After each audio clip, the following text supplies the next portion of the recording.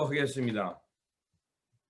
좋으신 아버지 하나님, 어느덧 이제 3월 마지막 날이 되었고 또 이제 사순절을 마감하고 이제 고난주간 가운데 주님의 부활을 기다리는 시간이 되었습니다. 주님, 저희들이 이 시간을 어떻게 보냈는지 다시 한번 돌아보게 하여 주시고, 또 주님께서 이 땅에 평화의 왕으로 또 공의를 세우기 위해 오셨던 진리의 왕으로 오신 주님을 기억하는 시간이 되게 하여 주시옵소서. 주님께서 이 땅에 진정한 하나님 나라를 이루시기 위해 묵묵히 가셨던 그 마음, 저희들도 깨닫게 하여 주시고 그 마음 붙들게 하여 주시옵소서. 또한 아버지 하나님, 하나님의 마음을 잘 헤아리며 살아가는 그런 깨어있는 사람이 되기를 원합니다. 어떤 마음, 어떤 삶을 하나님께서 기뻐하시는지를 오늘 말씀을 통해서 잘 깨닫게 하여 주시고, 그래서 그 마음 붙들고 하나님께서 이루어 가시는 새 역사, 새 하늘과 새 땅을 이루시는 그 역사에 저희들이 도구되고 그 역사에 주역되어 살아가는 저희들이 될 수 있도록 붙들어 주시옵소서. 강사 목사님을 기억하여 주시고 그 강사 목사님의 그 선포되는 말씀을 통해서 한 말씀, 우리가 깨닫고 붙들어야 될 그 말씀, 우리 귓가의 마음밭에 뿌려 주시옵소서. 우리 구주 예수 그리스도의 이름으로 기도드립니다. 아멘. 오늘 우리에게 주신 말씀은 이사야서 66장 1절에서 10절입니다. 강사 목사님께서 읽어 주실 것입니다.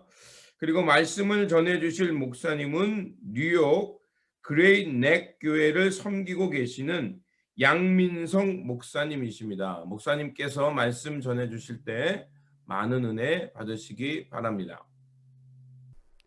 할렐루야. 2021년도 전국 한인연합감리교회 특세 오신 여러분들을 환영합니다. 저는 3월 31일 말씀을 전할 뉴욕 그레이트 교회 양민성 목사입니다. 오늘 주신 하나님의 말씀은 이사야 66장 1절로 10절까지입니다. 제가 봉독해 드리겠습니다. 여호와께서 이같이 말씀하시되 하늘은 나의 보좌요 땅은 나의 발판이니 너희가 나를 위하여 무슨 집을 지으랴. 내가 안식할 처소가 어디랴. 나 여호와가 말하노라. 내 손이 이 모든 것을 지었으므로 그들이 생겼느니라.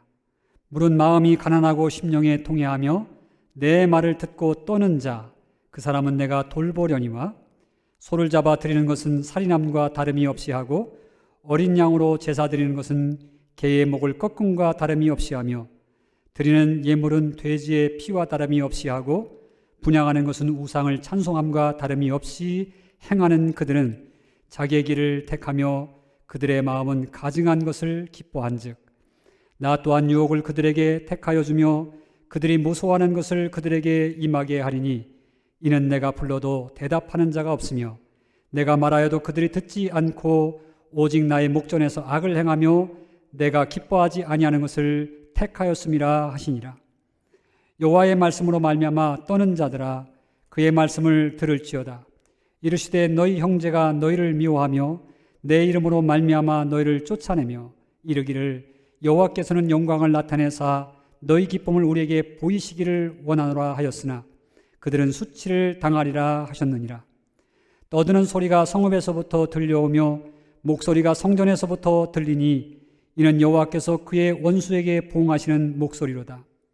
시온은 진통을 하기 전에 해산하며 고통을 당하기 전에 나말을 낳았으니 이러한 일을 들은 자가 누구이며 이러한 일을 본 자가 누구이냐.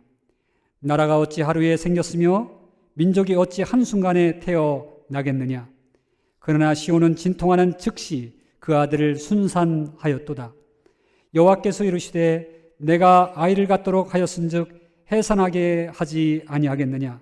내 하나님이 이르시되 나는 해산하게 하는 이인즉 어찌 태를 닫겠느냐 하시니라.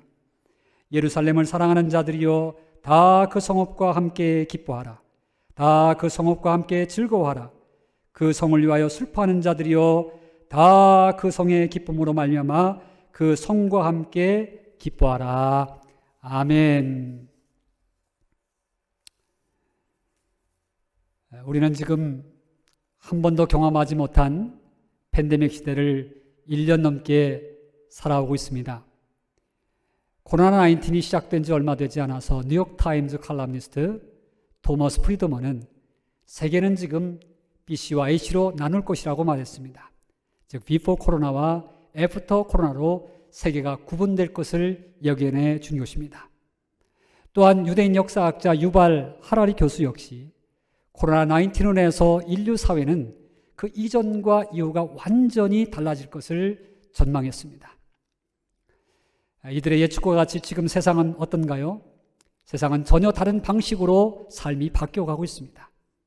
교육과 문화생활, 라이프스타일, 사회관계망, 또 소비 패턴, 어떤 모든 삶의 양식들이 하나하나 급격히 변해가고 있는 것입니다.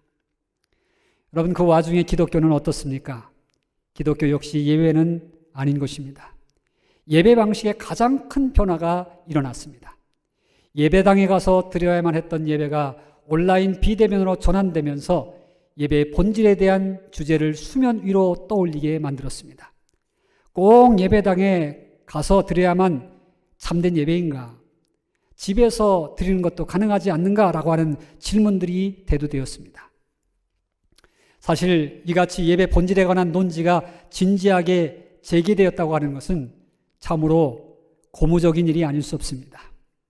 왜냐하면 기독교인들에게 있어서 예배라고 하는 것은 생명줄과 같은 것이요 존재의 목적이기 때문에 그렇습니다. 이사야 43장 21절에 있는 말씀에 보면 이 백성은 내가 나를 위하여 지었나니 나를 찬송하게 하려 함이라 라고 말씀하셨습니다. 하나님께서 우리를 지으신 목적이 예배에 있다고 하는 것입니다. 이스라엘 백성들을 애굽에서 출애굽시켜서 구원하신 이유가 예배에 있었던 것이고, 그리고 우리를 세상에서 구원하여 하나님 백성 만드신 것은 다름 아닌 예배의 목적이 있었다고 하는 것입니다. 그러므로 우리가 하나님의 목적에 맞는 삶을 살아내기 위해서는 참된 예배자의 삶을 살아가는 것입니다. 성경은 참으로 이 예배가 얼마나 소중한지에 대해서 이스라엘의 역사 가운데 증명해 주고 있습니다. 개인뿐 아니라 나라와 민족의 흥망성쇠가 예배와 직결되어 있다라고 하는 것을 알려주고 있는 것입니다.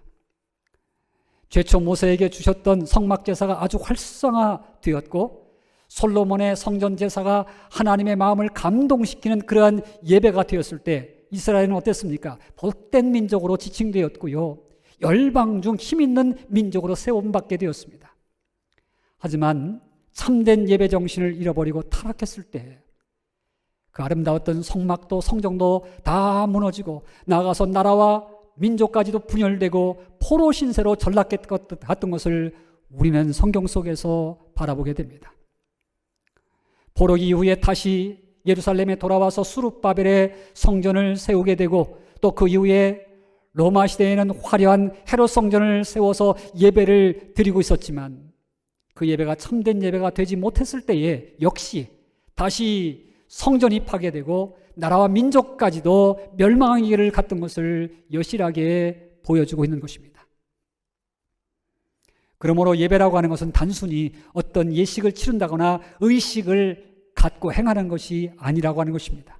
이 예배라고 하는 것은 한 개인과 공동체의 운명까지도 결정하는 생사화복의 근원이 될 수 있음을 분명히 성경은 밝혀주고 있는 것입니다. 자, 이제 오늘 본문의 말씀 보면 이사야서의 마지막 장입니다. 마치 유언처럼 마지막 메시지를 던져주고 있는 부분입니다. 그런데 여기서 강조하고 있는 핵심 내용이 무엇이겠습니까? 역시 예배 회복에 관한 부분입니다. 결론부터 여러분 말씀을 드리자면요, 오늘 이 메시지의 핵심은 예배를 회복해야 산다는 것입니다. 예배를 회복하지 못하면 죽는다는 것입니다.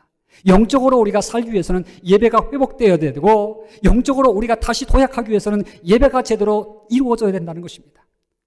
살고 죽는 것이 사업에 있고요, 지식에 있고 정치, 경제, 문화에 달려있는 것 같지만 영적으로 보면 하나님과의 관계인 예배에 달려있다고 하는 것입니다.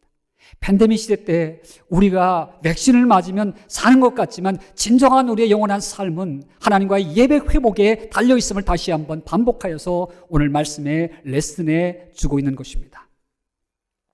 그런 측면에서 하나님은 오늘 말씀을 통해서 예배에 대한 당신의 입장을 다시 한번 정리해 주십니다. 먼저 오늘 본문 1절로 4절까지에 있는 말씀에 보면 하나님이 원치 않는, 하나님이 싫어하시는 예배에 대해서 말씀해 주십니다. 그리고 5절로 10절까지의 말씀을 보면 참된 예배자들, 남은 자들의 예배에 대해서 말씀을 전해주고 계십니다. 오늘 저와 여러분들은 전반 부분이 1절로 5절에 있는 말씀을 통해서 하나님께서 원치 않는 예배는 어떤 것인가 라고 하는 거기에 초점을 두고 말씀을 나누려고 합니다. 하나님께서 원치 않는 예배의 첫 번째는 다름 아닌 마음을 팔아먹은 예배라고 하는 것입니다. 오늘 본문 말씀 이사야 66장 3절에 보면 하나님은 성전에서 드리는 이스라엘의 제사에 대해서 호되게 책망하고 있음을 봅니다.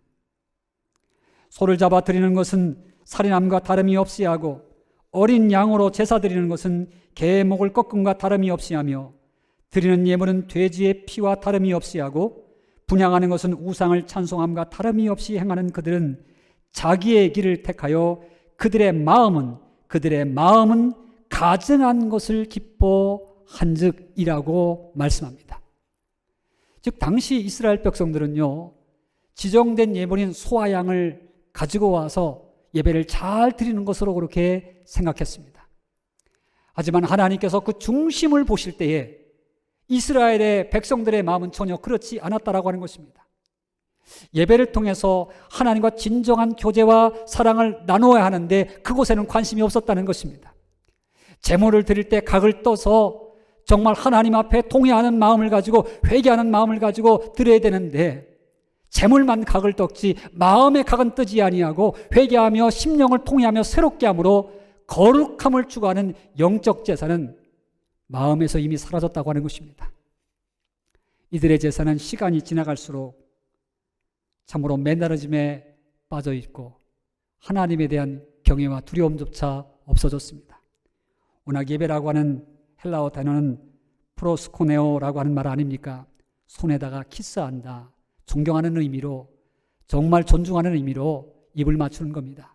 그런데 하나님에 대한 경이로움과 존중함, 하나님의 가치에 대해서 잃어버렸습니다. 그래서 두려움조차 없이 눈먼 것, 저는 것을 예물로 가져다가 드리기까지 하는 형식적인 제사로 변질되어 갔다고 하는 것입니다. 이는 몸은 교회에 와 있지만, 성전에 와 있지만 마음은 다 세속적인 것에 빼앗기고 있었던 모습을 그려주고 있는 것입니다. 나 주님의 기쁨 되기 원하네라고 우리가 힘있게 노래하고 있지만 주님의 기쁨이 아니라 내 기쁨을 채우는 데 초점이 맞춰 있는 예배라는 것입니다. 우리가 하나님 앞에 와서 대표 기도하고 찬양하고 그리고 봉사하고 예물을 드리고 있지만 그 모든 것들이 사람 앞에 집중되어 있다는 것입니다. 사람 앞에 인정받으려고 하는 겁니다. 그래서 인정받지 못하면 갈등이 일어나고 나아가서는 교회를 떠나기도 되고 그리고 예배가 무너지는 생활을 하게 된다고 하는 것입니다. 바로 하나님은 이런 예배를 더 이상 원치 않는다, 받지 않는다, 그렇게 말씀해주고 있는 것입니다. 이는 개의 목을 꺾어서 드리는 제물처럼 혐오스러운 것이요, 돼지로 예배를 드리는 것처럼 부정한 것이기에 받을 수 없는 예배라고 말씀하십니다. 마음에 초점이 없는 예배, 마음이 떠난 예배, 마음을 세상 세속에 다 팔아먹은 그 예배를 어찌 내가 받겠는가라고 그렇게 외치시는 것입니다. 하지만 오늘 이 말씀을 역설적으로 가만히 묵상해 보면 이것은 하나님께서 예배를 원치 않는다라고 하는 말씀보다는 나는 이런 예배를 원한다라고 하는 호소하는 내용으로 들려줄 수 있습니다. 하나님께서 원하시는 예배가 뭡니까? 다름 아닌 마음을 드리는 예배입니다. 마음에 초점을 두고 하나님 앞에 나가는 예배입니다. 마음이 통하는 예배, 하나님과 마음을 교감시키는 예배, 그것을 하나님께서 원하신다라고 하는 것입니다. 그래서 시편 51편 17절에 있는 말씀은 하나님께서 구하시는 제사는 상한 심령이라고 그렇게 말씀하십니다. 하나님이여 상하고 통회하는 마음을 주께서 멸시하지 아니하시리라고 말씀합니다. 저는 이 말씀을 준비하다가 바봇의 함석헌 선생님의 글 한 편이 생각이 났습니다. 전반부에는 주님께 드려야 할 마음을 세상에 다 팔아먹고 빔 껍데기로 드리는 예배자에 대한 모습을 그려내고 있습니다. 하지만 후반절에서 다시 회복하자고 하는 간곡한 외침을 그려내고 있습니다. 몇 구절만 제가 소개하면 이렇습니다. 내 마음 다 팔아먹었구나. 다 팔아먹었구나. 다 팔아먹고 다 헤쳐먹고 이젠 껍데기만 남았구나. 님 생각이 나는 오늘엔 바쳐야 할 그 마음은 없고 세상 풍파에 부대끼고 더러운 그 기록을 그린 이 껍질밖에 없으니 무엇으로 님을 만나 무슨 맘에 님을 찾나. 다 팔고 남은 내 맘의 껍질은 물마른 우물같이 텅 빈 쓸쓸함만 길었는데 님은 저 언덕을 올라가시네 저녁 영광 안으시고. 저 님이 가시기 전, 저 님이 저 언덕을 아주 넘으시기 전 가자 내 맘아, 아 가엾은 내 맘아. 팔다가 남은 부스러기라도 모아가지고 가서 바치자.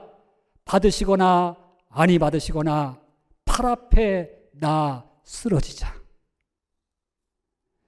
주님이 더 이상 우리 예배로부터 떠나가기 전에, 더 이상 하나님의 임재를 느낄 수 없는 예배가 되기 전에, 더 이상 주님의 능력과 영광이 우리의 교회로부터, 우리의 예배로부터 넘어가기 전에, 저 산을 넘어가기 전에 팔다가 남은 부스러기 마음이라도 하나님께 모아 드림으로 다시 예배가 회복되자고 하는 말씀입니다. 여러분, 오늘 우리들은 사순절 특세를 드리고 있습니다. 그동안 팬데믹으로 인해서 흐려졌던 우리의 예배였다고 한다면 우리의 마음을 다시 한번 추스르기를 바랍니다. 함께 팔아먹었던 우리의 마음을 다시 모아서 하나님 앞에 정성되이 드림으로 말미암아 하나님과 교감하는 예배, 새로운 은혜의 강이 흐르는 예배가 되기를 주의 이름으로 기원합니다. 두 번째, 하나님이 원치 않는 예배는 어떤 예배인가? 그것은 삶을 팔아먹고 온 예배자들의 예배라고 하는 것입니다. 오늘 이사야 66장 4절에 있는 말씀 중반에 보면 이렇게 말씀합니다. 이는 내가 불러도 대답하는 자가 없으며 내가 말하여도 그들이 듣지 않고 오직 나의 목전에서 악을 행하며 내가 기뻐하지 아니하는 것을 택하였습니다 라고 말씀합니다. 참된 예배는 예배 후에 삶이 따라와야 하고 그 행한 삶의 열매를 가지고 와서 하나님 앞에 드리는 것이 예배라고 하는 것입니다. 하지만 당시 이스라엘 백성들은 세상에 나가서는 예배자의 모습은 다 팔아먹고 오히려 하나님이 기뻐하지 않는 악한 일을 행하여 세속화된 모습으로 살아갈 뿐이었다고 하는 것입니다. 이는 하나님이 이미 이사야 1장을 시작하면서부터 외치신 하나님의 안타까운 경고이셨습니다. 이사야 1장 13절에 있는 말씀에 보면 헛된 재물을 다시 가져오지 말라. 분향은 내가 가증히 여기는 바요 월삭과 안식일과 대회로 모이는 것도 그러하니 성회와 아울러 악을 행하는 것을 내가 견디지 못하겠노라. 즉 하나님은 행함이 없는 예배자의 예배를 힘들어 하신다고 하는 외침을 오늘 그 심정을 토해내고 있는 것입니다. 그런데 사실 저나 여러분들이나 참된 예배자로 살아간다고 하는 것, 이것은 참으로 쉬운 일이 아님을 기억합니다. 왜냐하면 우리의 죄된 습성들은 예배 직후부터 순간순간 자꾸 예배자의 모습을 상실하게 만듭니다. 우리가 살아가는 예배의 삶을 방해하는 악한 권세들이 있고 우는 사자처럼 삼킬 자를 찾아서 다니는 그런 악한 권세로부터 우리는 공격당하기 일쑤이기 때문에 그렇습니다. 우리는 예배당 나가는 그 순간부터 여러분들은 예배의 감격을 잃어버릴 것입니다. 우리는 하나님의 말씀을 잃고 살 때가 많습니다. 제가 오래전 부목사로 사역을 할 때였습니다. 어느 주일이었는데요, 참으로 은혜로운 주일이었습니다. 목사님의 설교가 아주 감동스러웠습니다. 모든 성도들이 그날따라 정말 은혜가 충만하여서 아멘 아멘 소리가 너무나 컸습니다. 찬양할 때 손을 들고 감격적인 예배를 드렸습니다. 특별히 그날 목사님의 말씀의 주제는 사랑에 관한 것이었습니다. 사랑은 오래 참고 물에 향하지 않는다고 하는 그런 말씀으로 하여서 계속해서 따뜻한 분위기를 만들어가고 많은 사람들이 감격적인 눈물을 흘렸습니다. 그리고 예배는 끝났습니다. 바로 사람들이 주차장으로 나갔습니다. 그런데 그 주차장에서 상당히 소란스러운 소리가 들렸습니다. 차 두 대가 급하게 먼저 나가려다가 부딪히게 된 것입니다. 차 주연이었던 권사님과 집사님이 차 밖으로 나왔습니다. 그리고 신경이가 벌어졌습니다. 언성이 높아졌습니다.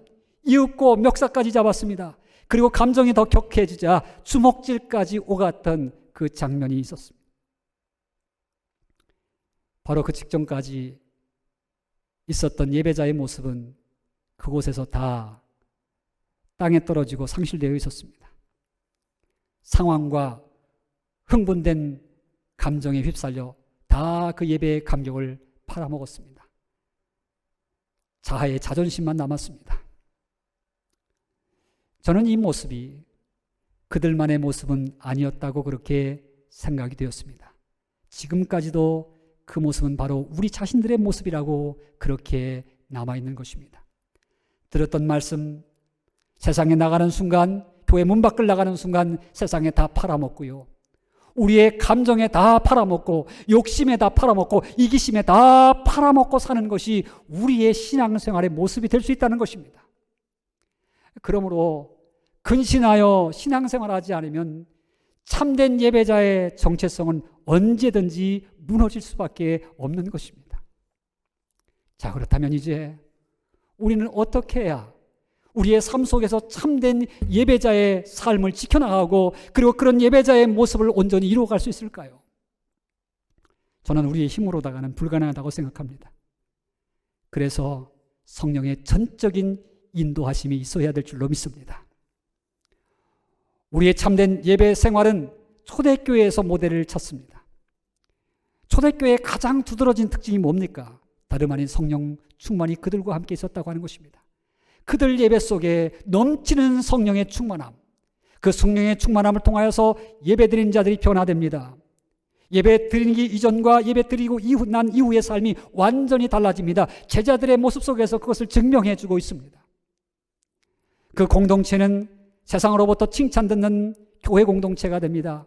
성도들 한 사람 한 사람들의 삶은 많은 사람들에게 주목받고 그들의 삶을 칭찬해주고 격려하는 그런 일로 사회가 변화되어 갑니다. 여러분, 그러므로 오늘 우리와 같이 나약한 예배자들, 우리와 같이 부족한 예배자들, 정말 성령님의 도우심이 필요합니다.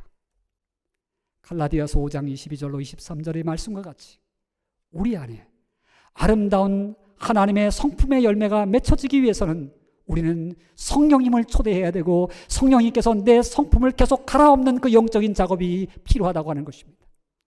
사랑과 희락과 화평과 오래 참음, 자비와 양성과 충성과 온유의 철저의 열매들이 내 삶 속에 맺혀져서 참된 예배자로서의 모습이 계속해서 성화되어 가도록 우리는 성령님과 함께, 성령님과 더불어 성령님 안에서 신앙생활하는 모습들이 필요한 것입니다. 이제 말씀을 마무리하려고 합니다. 사순절, 특히 고난주간을 지내면서 저와 여러분 영혼 속에 성령의 깊은 교제가 일어나기를 원합니다. 성령과 깊은 대화가 일어나서 정말 참된 예배자로의 회복이 일어나고 상처받은 우리의 마음이 치료되고 그리고 하나님께서 주신 사명을 다시 깨닫고 하나님과 깊은 영적인 교제를 나누며 세상을 변화시켜가는 저와 여러분 되기를 주님의 이름으로 축복합니다. 이 말씀을 붙들고 여러분 매일의 삶 속에서 승리하시기를 다시 한번 주님의 이름으로 기원합니다. 귀한 은혜의 시간이 되었으리라 믿습니다. 우리 기도하겠습니다. 좋으신 아버지 하나님, 우리의 마음이 주님께 온전히 드려지기를 원합니다.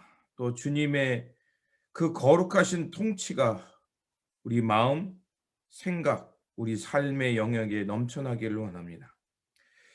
주님께서 그 원하시는 기뻐하시는 마음이 가득하여서 우리의 삶이 이 시간뿐만이 아니라 이후의 시간도 오직 주님의 마음 붙들고 살아가는 그런 삶의 모습이 되게 하여 주시옵소서.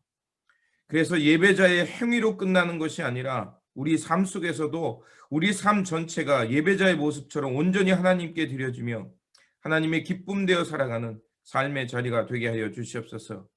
이는 우리의 능으로가 아니라 오직 하나님께서 우리에게 부어주시는 하나님의 거룩한 영, 성령님의 도우심과 성령님의 내재가 있을 때 가능합니다. 주님, 거룩하신 주님의 영이 우리 안에 떠나지 않도록 붙잡아 주시고 언제 어디서나 성령님의 마음으로 선택하고 말하고 바라보고 행할 수 있는 저희들이 되게 하여 주시옵소서. 그래서 이런 주님의 기쁜 마음 속에서 살아가는, 그래서 하나님 나라의 새 역사에 주역되어 살아가는 우리 모두가 되게 하여 주시옵소서. 우리 구주 예수 그리스도 이름으로 기도드립니다. 아멘. 오늘 우리에게 주신 말씀을 붙들고 살아가는 한 날이 되시기를 바라며 다시 한번 하나님의 기뻐하시는 마음 따라 삶이나 또 예배의 자리나 모두가 동일한 삶이 될 수 있도록 기억하시고 또 성령님 가운데 이런 거룩한 삶을 살아내시기를 바랍니다. 주님의 평안이 함께 하시기 바랍니다.